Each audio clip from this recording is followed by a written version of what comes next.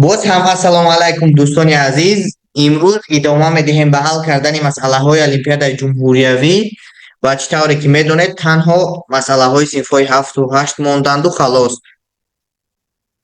و امروز شروع میکنیم به حل کردن تست های مسئله های صنف های 7 و 8. امروز شروع میکنیم به حل کردن تست ها و دو تا تست اول رو من الکی در اینجا گذاشتم.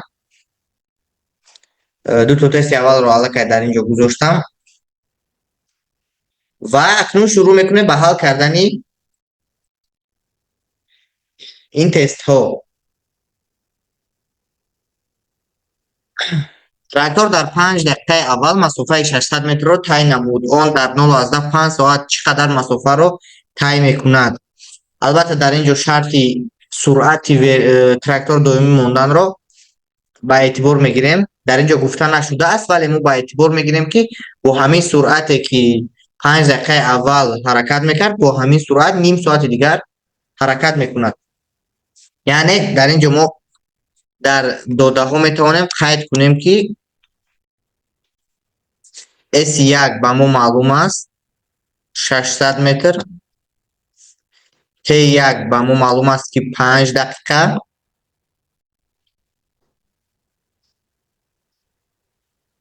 و به ما باید پیدا کنیم اینچنین T2 هم به ما معلوم است. نیم ساعت را با دقیقه اشاره میکنیم میشود 30 دقیقه. اکنون ما باید S2 رو پیدا کنیم.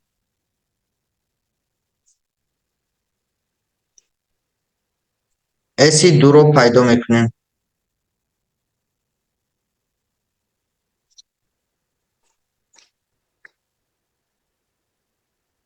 و اینچنین باید قید نمود که سرعت در قسم اولی را و سرعت در قسم دوم برابر هستند. پس برای این V1 و V2 ifade می نویسیم. در اینجا می نویسیم حل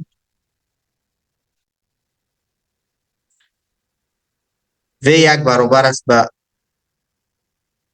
S1 تقسیم T1 و اینچنین V2 برابر است به S2 تقسیم T2. اکنون ما همین برابری که در اینجا نوشتیم V1 برابر V2 این را استفاده میبریم. V1 ما این S1 تقسیم T1 برابر میشد به S2 تقسیم T2. از اینجا می توانیم S2 که به ما معلوم است پیدا کنیم. S2 رو اگر پیدا کنیم در اینجا T2 بالا می رود. T2 تقسیم T1 می شود ضرب S1 و T2 و T1 از بس که واحد آنها دقیقه می باشد دقیقه ها اختصار می شوند و T2 این 30 دقیقه تقسیم 5 دقیقه ضرب 600 متر برابر فاصله میکنیم 30 تقسیم 5 این می شود 6 3600 6 کاره 6 بله 3600 متر یا اینکه 3.6 کیلومتر. این جواب تست اولی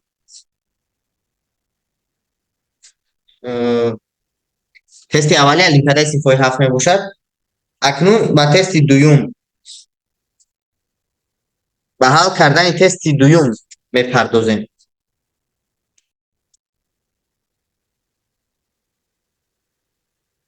تست دوم داده ها رو ترتیب میدهیم. در اینجا بیایید رقم گذاری میکنیم. این یکم بود. اکنون تست دوم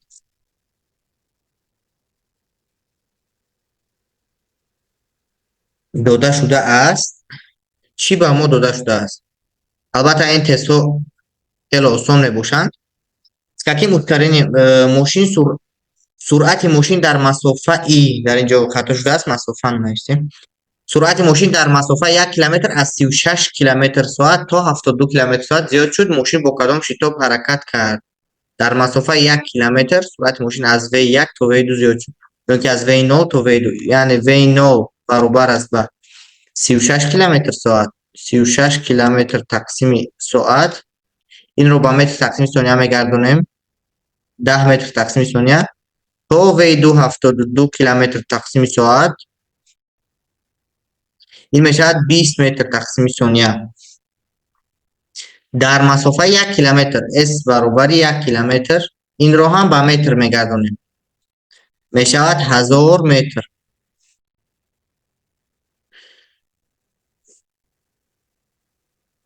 акнун мо бояд шитоби ҷисмро ёбем.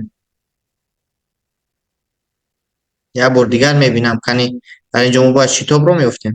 мошин бо кадом шитоб ҳаракат мекард? Бале. ҳал. бинед акнун дар инҷо дар масъалаҳое ки ҳаракат собит шитоб ҳастанд, мо дар инҷо барои ёфтани роҳ қимати миёнаи суръатро истифода бурда метавонем. суръати миёна зарби t ва азбаски дар ҳаракати собитшитоб суръат хаттӣ зиёд мешавад, яъне суръат дар бузургиҳои баробари вақт ба бузургиҳои якхела тағйир меёбад. пас дар инҷо мо метавонем суръати миёнаро, мафҳуми суръати миёнаро истифода барем. ва суръати миёна албатта ин миёнаи арифметикиро дар назар дорем. суръати охира ҷамъи суръати аввала тақсими 2 зарби анамин суръати миёна мебошад. суръати миёна зарби t. мо анаминро истифода бурда метавонем.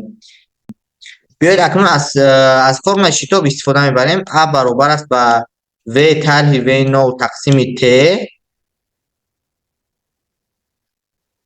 ин муодилаи 1 мо мебошад, ин муодилаи 2. акнун 1 ва 2ро якҷоя истифода карда t-ро гузориш карда a-ро меёбем. аз муодилаи 1 t-ро меёбем. аз муодилаи 1 t-ро меёбем. ин баробар мешавад ба 2s тақсими v ҷамъи v0. бале, 2s тақсими v ҷамъи v0. ва аз инро ба формулаи 2 мегузорем.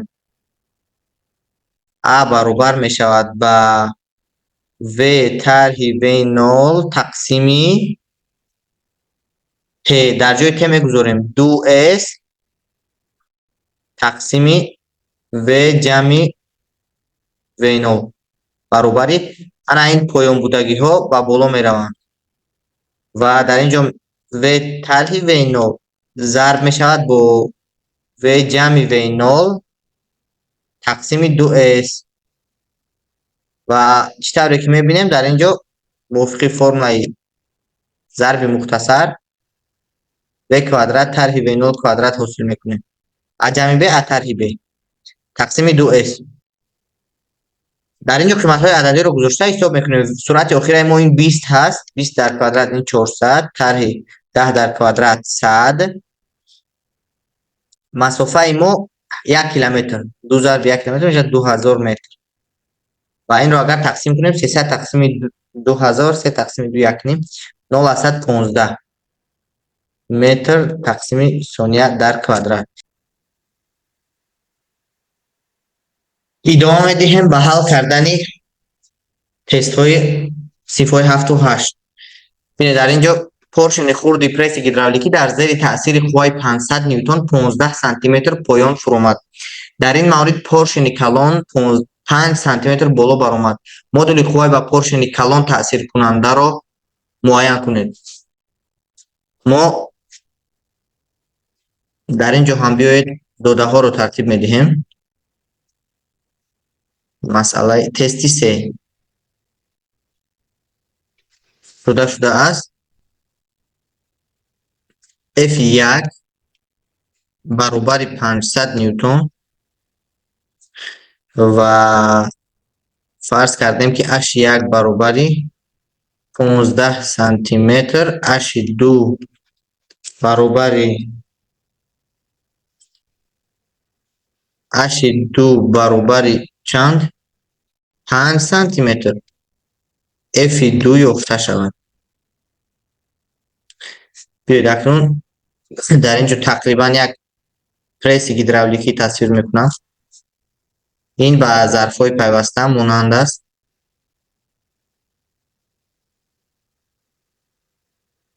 ва дар ин ҷо ду тараф дорад, ду одатан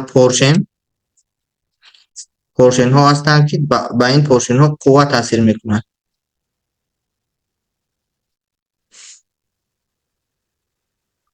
ва дар ин ҷо поршени калонӣ. акнун бинед дар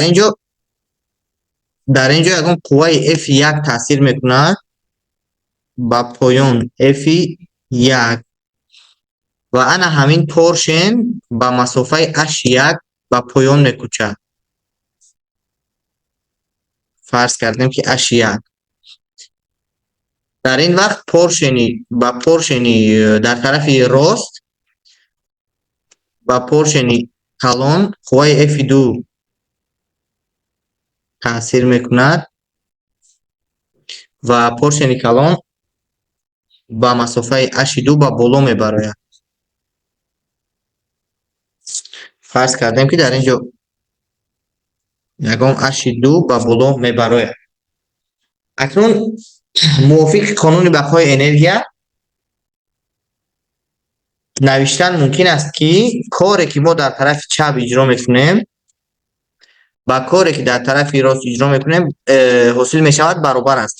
яъне коре ки дар тарафи чап мо иҷро мекунем ба коре ки дар тарафи рост ҳосил мешавад баробар аст. А1 баробари А2. яъне мо қувваи F1-ро гузошта поршенро ба масофаи H1 мекӯчонем. пас коре ки мо иҷро мекунем ин мешавад F1 зарби H1. ин коре ки дар тарафи чапи зонуи пресси гидравликӣ мо иҷро мекунем баробар мешавад ин кор ба коре ки дар тарафи рост ҳосил мешавад. қувваи 2 ҳосил мешавад зарби ба баландии 2 мекӯчад поршен H2. ва аз ин баробарӣ ба осонӣ ёфтан мумкин аст ана ҳамон F2-ро. F2 баробар мешавад ба F1 зарби H1 тақсими H2 ва ин баробар мешавад ба F1 ба фикрам 500 ньютон буд. ман дигар ба боло варақ намезанам. зарби H1 15 сантиметр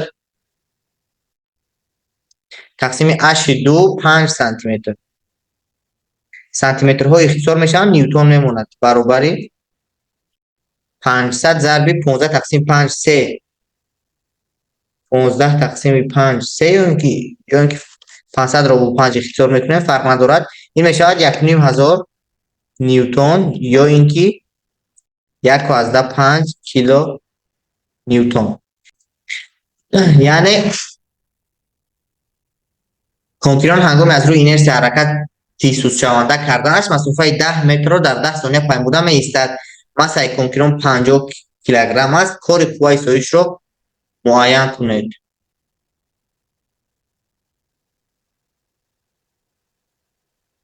акнун бинед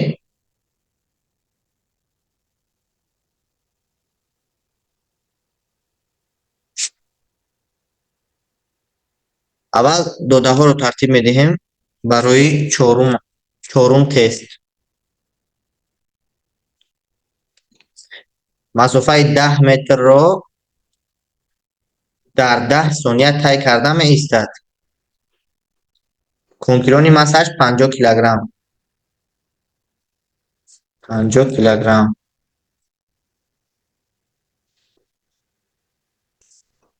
ва бале дуруст. акнун кори қувваи соишро бояд мо муайян кунем. кори қувваи соиш.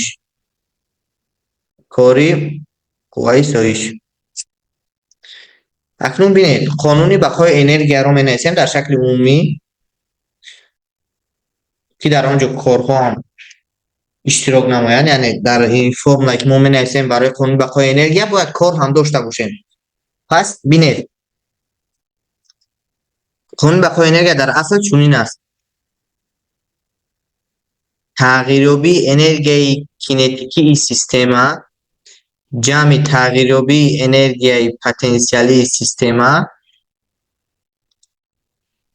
با وجود می آید پیدا می شود از حساب کاری قواهای بیرونه یا کاری قواهای سایش. یعنی تغییریابی انرژی کینتیکی جمع تغییریابی انرژی پتانسیلی برابر است با کاری قواهای بیرونه جمع کاری قواهای سایش یا اینکه قوه سایش اگر یک قوه باشد.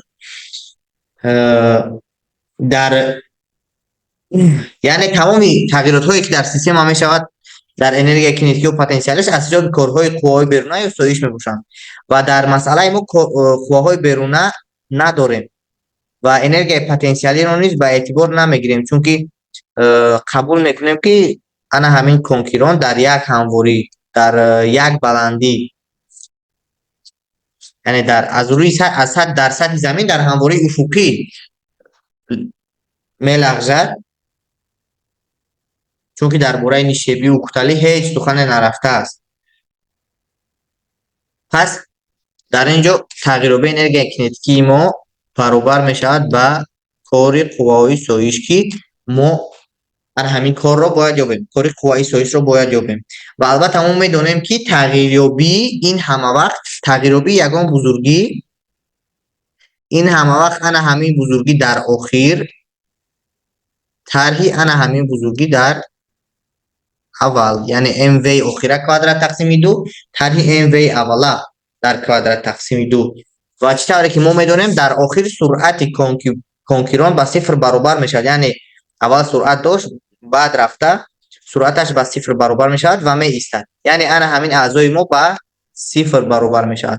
پس تغییریابی انرژی کینتیکی ما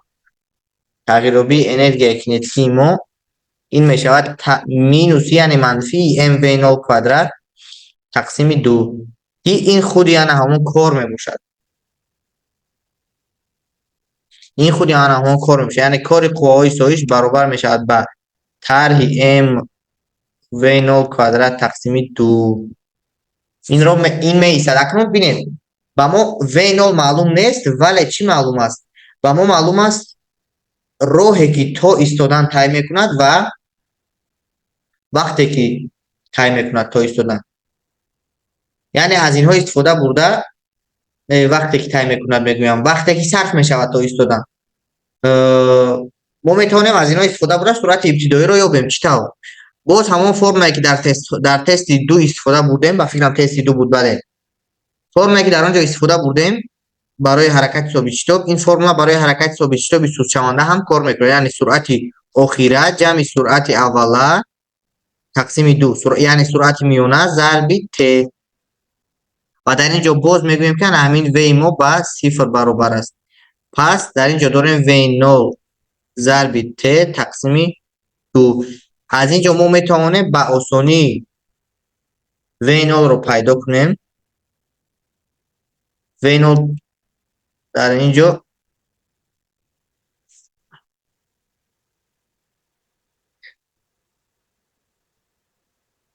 وی نول برابر میشد با 2s تقسیم ت سرعت ابتدایی و اکنون در این فرم در اینجا میگذاریم در فرمول کار میگذاریم و از اینجا حاصل میکنیم کار قوای سایش برابر میشود با مینوس ام تقسیم 2 وی نول در کوادرات یعنی 2s تقسیم ت در کوادرات یا اینکه مینوس 2m s کوادرات تقسیم 2 پایانگی با 2 بالایی اختصار شد برای همین از 2 بالایی من یک تاش رو نوشتم ت کوادرات این برابر میشود با یعنی که قیمت های عددی رو میگذاریم کار قوای سایش برابر میشود با طرح 2 ضرب مس شرک در اینجا 50 کیلوگرم ضرب راهی که طی میکنند 10 متر کوادرات 10 این میشود 100 وقت هم 10 میباشد کوادراتش 100 واحدش جول است. در اینجا 100 ها اختصار میشوند طرح 2 ضرب 50 میشود 100 جول. یعنی جواب تستی ما این مینوس 100 میباشد. طرح 100 جواب. این بود تستی چهارمی مسئله های المپیادی جمهوری. رسیدیم به تست پنجم و در اینجا چطوری که میبینید دینامومتر در دو حالت نشان داده شده است که ما باید نشانداد دینامومتر را در حالت دوم پیدا کنیم. در اینجا در حالت یکم نشانداد دینامومتر 20 نیوتن میباشد. اکنون بینید از بس که دینامومتر همون قوه‌های را نشان میدهد که به طرف چپ آن گذاشته شده است و بگذار دینامومتر اگر فرق ندارد، اگر قوه‌هایی که از دو طرف به آن تاثیر میکرد آن را هم نشان میداد، ولی در دو حالت از بس که دینامومتر به حرکت است، یعنی سیستم ما با شتاب حرکت نمیکند، در دو حالت دینامومتر یک خیل قوه را نشان میدهد، چون که با دینامومتر فرق ندارد که از طرف راست رسمان با یگان بار آویزان باشد یا اینکه همین طور محکم باشد. این یگان فرق نمیکند، چون که اگر ما در اینجا نگاه کنیم، در اینجا با دینامومتر از این طرف قوه 20 نیوتن تاثیر میکند. در اینجا تاثیر میکنم دینامومتر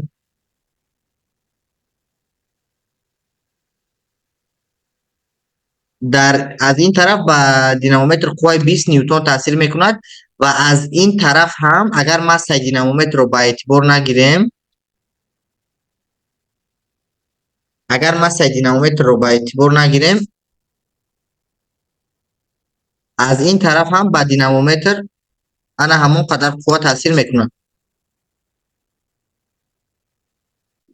در حالت اول در اینجا رسمون هست، رسمون با انا همون با زمین پیوست شده است، وصل شده است. از این طرف هم فرض کردیم در انا همین نقطه ای که در زمین قرار دارد با همین نقطه وصل، این هم اینجا نقطه ا رو اگر ما نشان دهیم، در این نقطه قوه ریاکسیای تکیهگاه، اگر قوه ریاکسیای تکیهگاه رو با اعتبار گیریم، قوه ریاکسیای تکیهگاه نیز 20 نیوتن می شود. یعنی با زمین از طرف رسمان قوه 20 نیوتن تاثیر میکند. اینچنین با دینامومتر نیز از این طرف قوه 20 نیوتن تاثیر میکند و فرق ندارد که در اینجا ما بار آویزان کنیم یا اینکه رسمان رو بندیم در پایان وصل کنیم، در اینجا فرق ندارد. در دوم حالت نیست نشانداد دینامومتر این 20 نیوتن می شود، چون که بینید دوم حالت از یکم حالت هیچ فرقی نمیکنه. فقط در اینجا با جای انا همین با زمین وصل کردن باری وزنش 20 نیوتن همون قدر وزن داشته آویزان کردیم و اگر فرض کردیم که وزن این بار کمتر یا زیادتر می بود، بعد در اینجا نشانداد دینامومتر عوض می شد.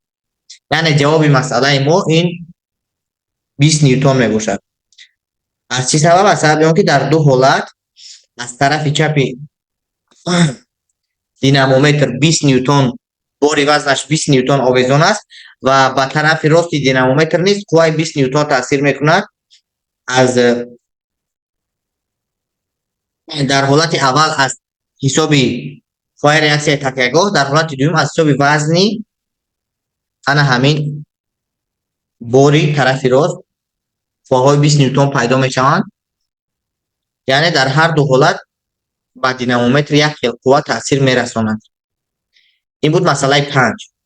تستی 5. رسیدیم به تست 6 و شرطش را میخونم. محرک تراکتور برای اجرای کاری 189 ضرب 10 در درجه 7 1.5 کیلوگرم سوزشواری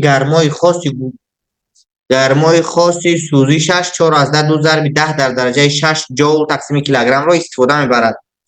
ضریب کاری فایده‌ناک محرک تراکتور را معاینه کنید. یک بار دیگر محرک تراکتور برای اجرای کاری 189 ضرب 10 در درجه 7 جول، یعنی وقتی که محرک تراکتور انا همین قدر کار را اجرا میکند، این معنای آن را دارد که این کاری فایده‌ناکش میباشد. تست 6. یعنی کاری فایده‌ناکی که تراکتور اجرا میکند، یعنی این کاری هست که علاقه در نتیجه سوزشواری انا همین کار رو تراکتور به انجام میرساند. یعنی این کاری فایده‌ناک است. 189 ضرب 10 در درجه 7 جول. باید 1.5 کیلوگرم سوزشواری گرمای خاص سوزشش کیو برابری 4/10 ضرب 10 در درجه 6 جول تقسیم کیلوگرم. برای دوستان عزیز بینید در اینجا وقتی که ما این مثال رو کار کرده بودیم، در اینجا یا اینکه 1.89 ضرب 10 در درجه 6 باشد باید، یا اینکه 4/10 ضرب 10 درجه 7. یعنی در انا همینجا کمی خطاگی رخ داده است، در انا همین خطاگی تکنیکی شده است هنگام المپیادا. برای همین انا همین 4/2 ضرب 10 درجه 7 هست. ما آن را 6 در اینجا 7 می نویسیم، چون که اگر ما آن را 6 گیریم مثلا حل خود را پیدا نمیکند. برای همین 4/2 ضرب 10 درجه 7 را انتخاب میکنیم. جول تقسیم کیلوگرم. اکنون با ما معلوم است که مسه سوزشواری که صرف می شود 1.5 کیلوگرم است. ما باید کوفیشنت کار فایده‌ناک یا اینکه ضریب کار فایده‌ناک را یابیم. اکنون بینید ما میدانیم که فرمولای کوفیشنت کار فایده‌ناک این کار فایده‌ناک تقسیم کار پوره ضرب 100%. و در اینجا باید دانست که کار پوره رو سوزشواری انجام میدهد، یعنی انرژی پوره از حساب سوزشواری صرف کرده می شود و انا همین انرژی به کار فایده‌ناک تراکتور صرف می شود. پوره نه ولی چند فایزی که در اینجا ما پیدا میکنیم انا همون قدر فایز به کار فایده‌ناک صرف می شود. یعنی در اینجا انرژی پوره یا کار پوره که انجام می شود این انرژی سوزشواری می باشد که موافق فرمول Q ضرب M معین کرده می شود. پس در اینجا می توانیم که گذاریم ات برابر است با کار فایده‌ناک که به ما معلوم است تقسیم Q ضرب M. قیمت‌های عددی رو می گذاریم. کار فایده‌ناک ما این 1.89 ضرب 10 در درجه 6 7 جول تقسیم 4/10 ضرب 10 درجه 7 ضرب 1/5. 4/10 ضرب 1/5 ضرب 10 در درجه 7 جول. در اینجا ما 100% رو از یادمون برآوردیم. ضرب 100% برابر می شود به حساب میکنیم. اکنون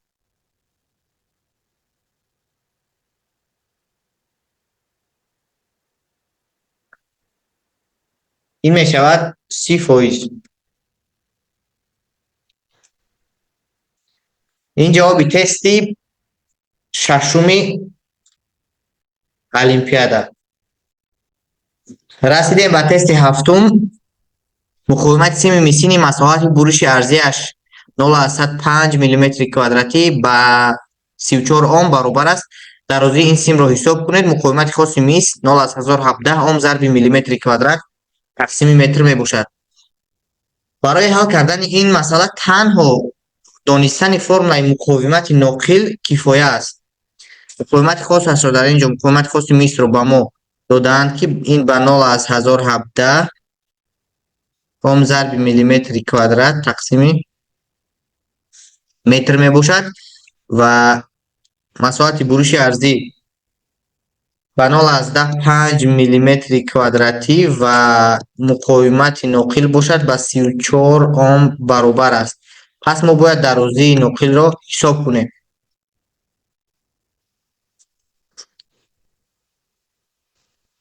حل فرمول مقاومت ناقل را می نویسیم. R برابر است بر رو L تقسیم S و از اینجا درازی رو پیدا میکنیم. رو به پایان می رود. R و S در بالا میمونند. چونکه رو با L ضرب شده ایستاده بود، اون حاضر الکی به پایان میرود، به مخرج میرود و تقسیم میشود. اکنون قیمت های عددی رو میگذاریم. R برابری L برابری 34 اوم 34 ضربی بینید. بیاید من واحد ها رو نیز میمونم، چونکه 34 اوم ضربی S ما 0.5 میلیمتر کوادراتی هست. بله، ضرب 0.5 میلیمتر کوادراتی RS تقسیم روی ما این 0.1017 اوم ضرب میلیمتر کوادراتی تقسیم متر. انا همین متر که دویم باره تقسیم میشود به بالا میبراید و اوم ضرب میلیمتر کوادرات اوم ضرب میلیمتر کوادرات اختصار میشوند. L برابر میشود و بله 1000 متر.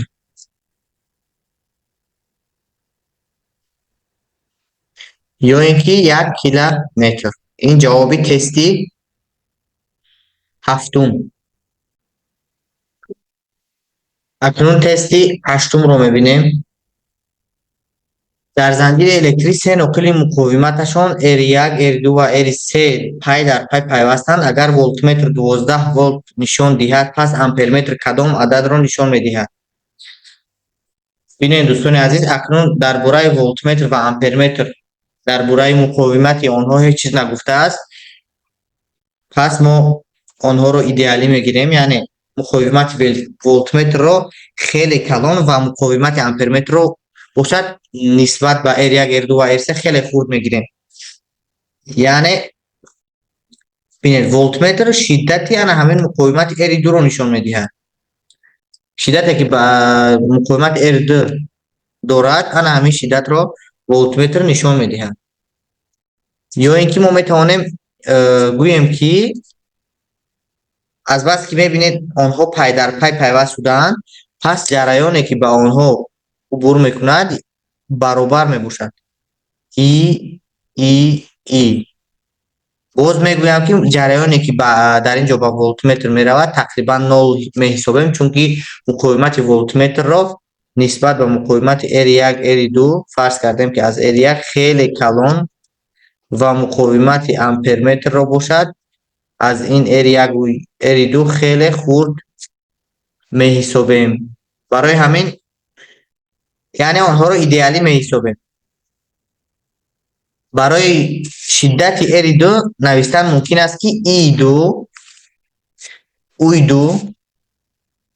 برابر است به E ضرب R2. از بس که به ما R2 معلوم است و اینچنین نشانداد ولتمتر معلوم است، خود نشانداد ولتمتر این I2 رو نشان میدهد، یعنی شدتی که در مقاومت 2 هست آن را نشان میدهد. از اینجا E را میابیم. E برابر میشود به I ولتمتر تقسیم R2 و برابر میشود به 12 ولت تقسیم R2 ما این 6 اوم میباشد، یعنی 2 امپر. چطوری که میبینیم، چطوری که من قید کردم، جریان در پیوست پای در پای در همه قسمای زنجیر یخیل است. در R1 R2 R3 و اینچنین در امپرمتر هم انا همون جریان ای جاری میشود که ما حاضر معین کردیم که اون با 2 امپر برابر است. پس این جواب تست میباشد 2 امپر. دوستان عزیز، در تست نهم ما باید مقاومت انا همین تست هشتم رو ادامه میدهیم و ما باید شدت بین نقطه های A و B رو پیدا کنیم. این شرطی تست نهم میباشد. در زنجیر الکتریک سه نقل مقاومتشان 5 اوم 6 اوم و 12 اوم پای در پای پیوست شده اند. اگر ولتمتر یک عدد 2 ولت را نشان دهد، پس شدت در بین نقطه های A و B چقدر است؟ ما میدانیم که شدت بین نقطه های A و B این سوم شدت های R1 R2 و R3 میباشد، چون که هنگام پای در پای پیوست شدن شدت ها جمع میشوند. یعنی شدت نقطه های A و B این уй 1 2 3 уй 1 ҷамъи уй 2 ҷамъи уй 3 мебошад. пас мо метавонем инро чунин нависем: шиддати нуқтаҳои А ва Б баробар аст. азбаски ҷараён дар R1, R2 ва R3 ҳамагӣ ба И баробаранд, ҷараёнҳо ҳамагӣ ба И баробаранд, пас мо метавонем уй 1-ро ҳамчун И1 зарби R1, И1 зарби R1, уй 2-ро ҳамчун И2 зарби R2 ва уй 3-ро ҳамчун И3 зарби R3 қабул карда дар ин ҷо нависем, вале И1, И2 ва И3 ҳамагӣ И хурд мебошанд, ки мо дар ин ҷо ишора кардем. ҳамагӣ ба И хурд баробаранд ва ба ҳамдигар баробаранд. яъне И хурд зарби R1 ҷамъи И зарби R2 ҷамъи И зарби R3 ва дар охир Иро метавонем аз қавс бароварда ҳосил кунем R1 ҷамъи R2 ҷамъи R3. қиматҳои ададиро мегузорем. уй байни А ва Б баробар ҳастанд ба ҷараёнро мо пайдо кардем дар тести ҳаштум ва он баробар буд ба 2 ампер. 2 зарби суммаи муқовиматҳо 5 ҷамъи 6 ҷамъи 12 23 мешавад. бале 23. ин баробар мешавад ба 46 волт. вале дар ин ҷо бинед, дар ин ҷо ҷараёни мо 2 ампер нест, чунки дар тести нуҳум гуфта шудааст, ки нишондоди волтметри 1/2 волт аст. яъне як бор дигар онро аз нав меёбем. И баробар мешавад ба нишондоди волтметр тақсими R2, чӣ тавре ки дар расми болохӣ мебинем, дар ин ҷо мебинем. пас 1/2 тақсими R2 мо ин 6 буд, 6 ом. пас дар ин ҷо пайдо мекунем 0/2 ампер. дар ин ҷо 0/2 мешавад, пас 4/6 волт.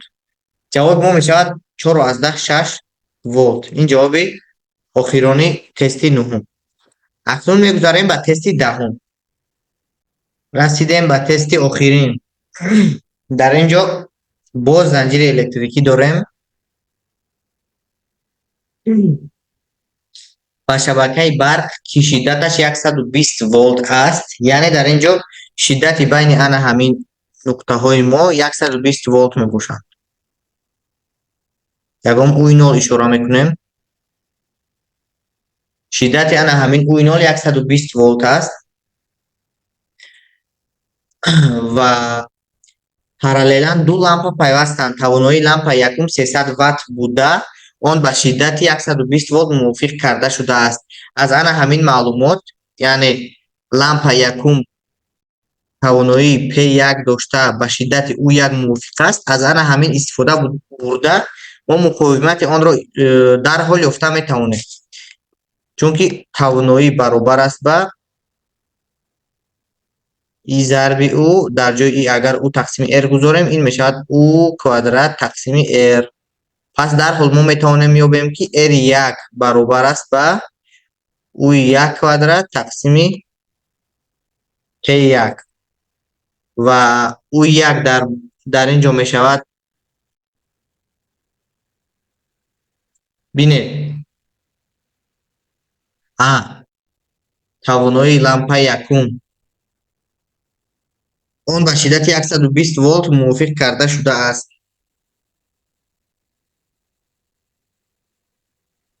яксаду бист дар квадрат тақсими P1 мо ин 300 ватт. пас дар ин ҷо муқовимати лампаи якумро мо метавонем дарҳол пайдо кунем. 120 муқовимати лампаи якум 48 ом мешавад. 48 ом. ин муқовимати лампаи якум буд ва албатта дар ин ҷо амперметрҳоро боз идеалӣ меҳисобем تا گفته نماند ما باید مقاومت نشانداد امپرمتر I1 رو معاین کنیم. امپرمتر I2 قیمت 2 امپر رو نشان میدهد. اکنون ما مقاومت ان همین لامپه یکم رو حساب کردیم، 48 اوم بوده است و ما میدانیم که بین ان همین نقطه اگر ما این نقطه رو C گوییم و این نقطه رو D گوییم، بین این نقطه ها نیز شدت ما ان همون اوی نول میباشد. شدت ما اوی نول میباشد چون که میان ان همین نقطه های A و B با کدام خطی که نرویم فرق پتانسیل ها ان همون یک خیل میشوند. یعنی میان ان همین نقطه های A و B فرق پتانسیل ها همه وقت با کدام خطی که نرویم، با این خط پایانگی با این خط فرق ندارد، همه وقت فرق پتانسیل ها ان همون 120 ولت می شود. اکنون در اینجا جمله دوم موافق کرده شده است و لامپه دوم که با رزیستور پای در پای پیوست می باشد به 12 ولت موافق کرده شده است. یک بار دیگر شرط روسیش رو می خوانم. در اینجا گفته بله لامپه دوم با 12 ولت موافق کرده شده است. این معنای آن را دارد که اگر لامپه دوم 12 ولت را گیرد، یعنی آنها پای در پای شدت آنها جمع شده به همون اوی نول برابر میشن، یعنی اوی نول برابر میشود به اوی لامپه دوم جمع شدت مقاومت اون همین R. پس از اینجا مقاومت R را یافتن ممکن است، شدت اوی R را یافتن ممکن است و این چونین مقاومت لامپه را نیز یافتن ممکن است. حاضر ما اول شدتی که با رزیستور R می افتد آن را میابیم. اوی R برابر میشد با اوی نول ما این 120 طرح اوی دو این 12 و برابر میشد با 108 ولت و این چونین با ما نشانداد امپرمتر I2 معلوم است. یعنی ما میدانیم که با امپرمتر I2 ان همون جریان یگم E2 میگذرد که این با واسطه مقاومت هم با واسطه لامپه هم ان همین جریان میگذرند چون که آنها پای در پای هستند. پس ما میتوانیم نویسیم از اینجا ما میتوانیم E2 برابر گوییم با اوی R تقسیم R و از اینجا R رو پیدا کنیم. R برابر میشد با اوی R که ما پیدا کردیم الکی تقسیم E2. اکنون میتوانیم از اینجا قیمت R رو یابیم. در این بالا R1 رو یافته بودیم. قیمت R این میشود 108 ولت تقسیم 2 امپر، این میشود 54 اوم. E2 ما این 2 امپر رو نشون میده، در اینجا نوشته شده است. پس جواب ما میشود 54 اوم، جواب مقاومت R. اکنون ما مقاومت R رو که پیدا کردیم، شدت ان همین لامپه رو میدونیم، ما میتونیم مقاومت لامپه رو پیدا کنیم.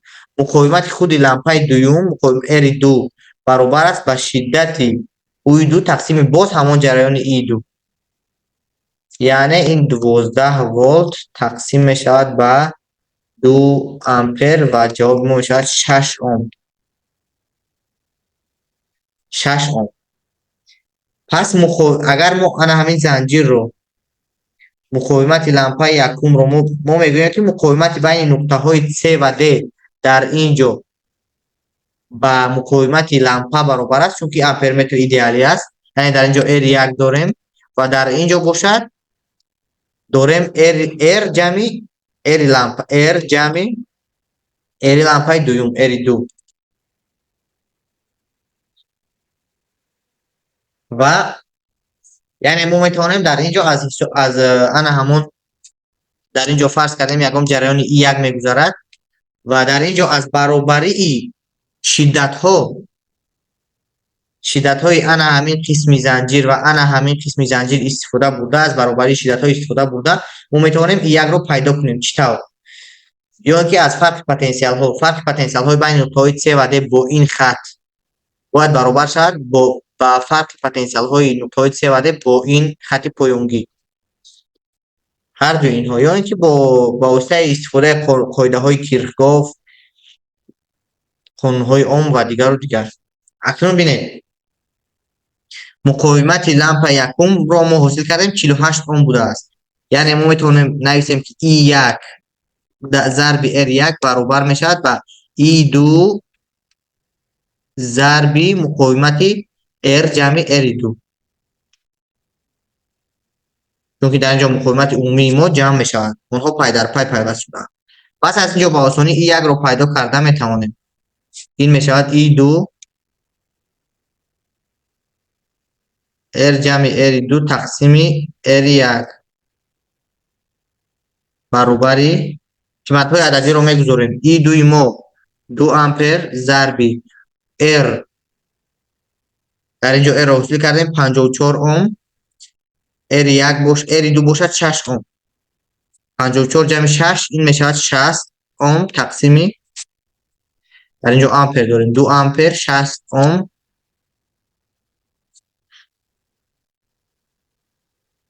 2 امپر ضرب 60 اوم تقسیم R1 ما این 48 اوم، خطا نکنم اگر بله 48 اوم.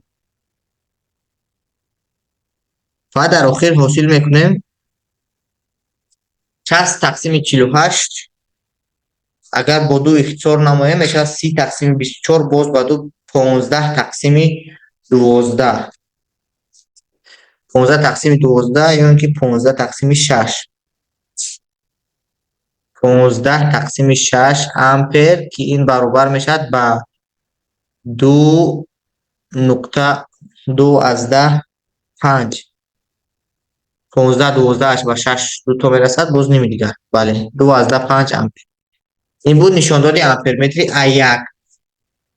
یعنی اول ما چیکار کردیم؟ اول ما استفاده بردیم از ان همون توانایی لامپ یکم و اون به کدام شدت موافق کرده شده است و خودش هم به همون شدت 120 ولت موافق کرده شده است که این شدتی منبع می باشد. از این استفاده بردیم مقاومت آن را یافتیم. باز از نشاندار امپرمتر E2 استفاده برده مقاومت R و مقاومت لامپای دوم را معین کردیم و اینچنین در اینجا گذاشته حاصل کردیم، یعنی 2.5 امپر. این بود تست های المپیاد خواننده های صنف های 7 و 8. در درس های آینده خدا خواهد مسئله های آنها را نیز یعنی کارهای خطی آنها را نیز حل کرده میبینیم. تا درس های دیگر شاد و پیروز باشید دوستان عزیز. خیر.